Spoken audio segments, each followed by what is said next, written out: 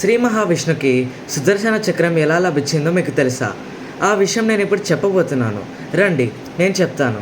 శ్రీ మహావిష్ణువు శివుని సంతోషపెట్టాలని చెప్పి 1000 కమలాలతో పూజ చేయాలని చెప్పి అనుకుంటారు.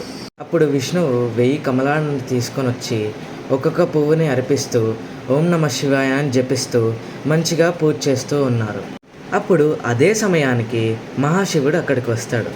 అప్పుడు శివుడు ఏమనుకున్నాడంటే, నాపై ఎంత భక్తి ఉందో తెలుసుకుందాం అని చెప్పి అనుకొని ఆ 1000 కమల పువ్వుల్లో ఒక కమల పువ్వు తీసుకుని దాచేస్తారు. అప్పుడు పూజ ముగిసే సమయానికి విష్ణువుకి తెలుస్తుంది అక్కడ ఒక పువ్వు లేదని. అప్పుడు అలా ఆలోచిస్తూ ఉన్నప్పుడు, నన్ను కమలానేత్రుడు అని అందరూ అంటారు, అంటే నా కళ్ళు కూడా కమలంతో సమానమే అని చెప్పి తన కళ్ళును తానే తీసి శివునికి అర్పిస్తాడు.